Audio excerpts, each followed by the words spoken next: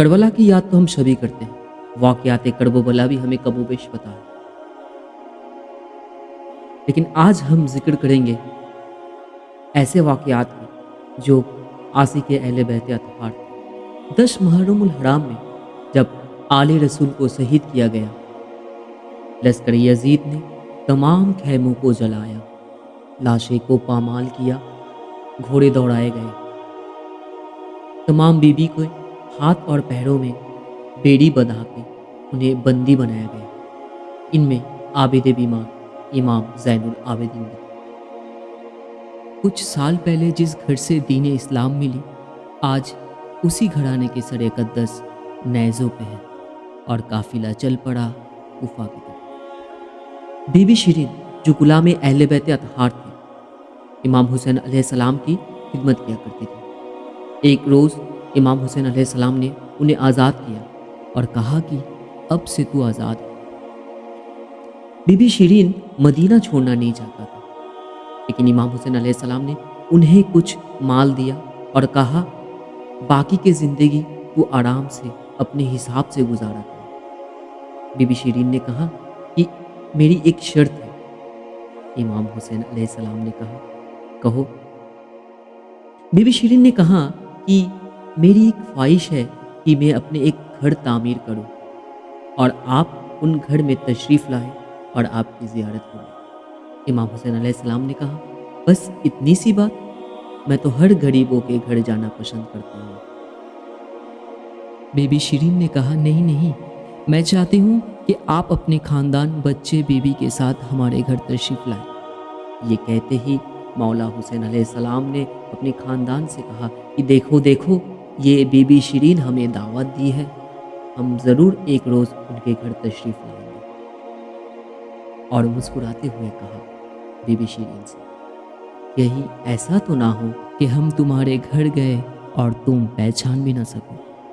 یہ سنتے ہی be be شیرین نے رو پڑی اور اپنے مولا کے قدموں میں گر گئی اور کہا ایسے کیسے ہو سکتا ہے؟ میں جن کی خدمت کیا کرتی ہوں وہ ہمارے گھر تشریف لائے اور میں اسے نہ پہچانوں؟ ایسے کیسے ہو سکتا ہے؟ بی بی شیرین کوفے کی نزدیک ایک چھوٹی سی بستی میں اپنے گھر تعمیر کی اور وہاں رہنے لگی۔ بستی والے کافی عزت کرتی تھی بی بی شیرین کو، کیونکہ غلام اہل بیت اطہار میں جو تھے۔ اور بی بی شیرین تمام بستی والے سے کہتے تھے کہ دیکھنا ایک روز میرے گھر امام حسین علیہ السلام آئیں گے، میرے مولا نے مجھے وعدہ کیا ہے۔ جہاں امام حسین علیہ السلام مدینہ چھوڑ کے اپنے آل کے ساتھ مکے کی طرف ہجرت کی۔ کچھ دن بعد وقت تھا ذی الحج کے مہینے، میرے مولا حسین ان کے آل کے ساتھ مکہ مکرم چھوڑا اور چل پڑا کوفے کی طرف۔ یہاں امام حسین علیہ السلام اپنے مکہ مکرم چھوڑا اور کوفے کی طرف چلا، وہاں کانوں کان خبر پہنچ گئی بی بی شیرین کے پاس۔ بی بی شیرین یہ خبر سنتے ہی خوش ہوئے اور تمام بستی والوں کو پیغام دیا کہ اپنے محلات کو سجایا جائے، کیونکہ امام حسین علیہ السلام کوفے کی طرف آ رہا ہے تو وہ ضرور ہمارے گھر تشریف لائیں گے۔ انہیں کیا پتا جنگ کے بارے۔ بہرحال وہ ہر روز انتظار کرتی تھی اپنے بستی والوں کے ساتھ کہ آج ہمارے گھر آئیں گے، آج ہمارے گھر آئیں گے۔ اسی دوران ایک رات ایسا آیا جو ایک قافلہ دستک دے ان کے گھر میں۔ بی بی شیرین نے کہا کا قافلہ ہے۔ کوئی کہنے لگا وقت حاکم بصرہ ابن زیاد کے لشکر ہے۔ کوئی باغی تھی جو ان سے جنگ کر بیٹھ اور انہیں قتل کر دیا۔ بہرحال بی بی شیرین نے اپنے گھروں میں صبح کو جگا دی اور انتظامات کیے تمام کھانے کے۔ تمام سپہ سالار کھانا کھا لیا اور قیدیوں کو باہر ہی چھوڑ دیا۔ بی بی شیرین نے تمام قیدیوں کے ساتھ انتخاب کرنے کی کوشش کی اور انہیں اندر آنے کے لیے دعوت دی۔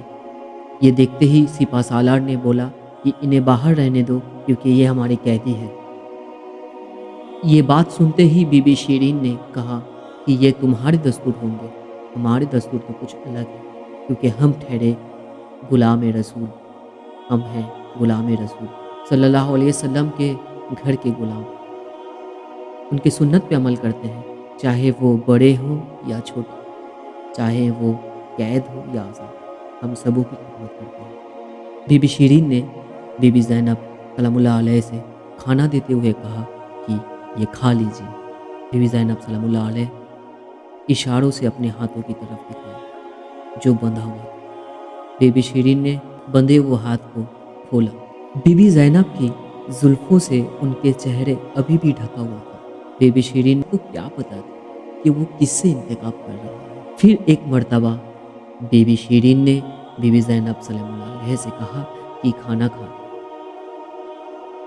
इस मर्तबा बीबी ज़ैनब सलामुल्लाह अलैह अपने ज़ुबान से अपने भाई के नाम पुकारने लगे, भाई या हुसैन। ये नाम सुनते ही बीबी शीरीन चौंक गया और कहने लगा, कौन हो तुम? क्यों मेरे आका मेरे मौला का नाम लिया जा रहा है?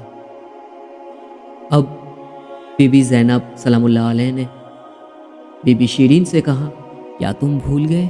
मेरे भाई कहा करते थे कि एक रोज़ तेरे घर आऊँगा अपने ख़ानदान के साथ। ना हो कि मैं तुम्हारे घर दस्तक दूँ, मैं तुम्हारे घर पहुँचूँ और तुम मुझे पहचान भी ना सको।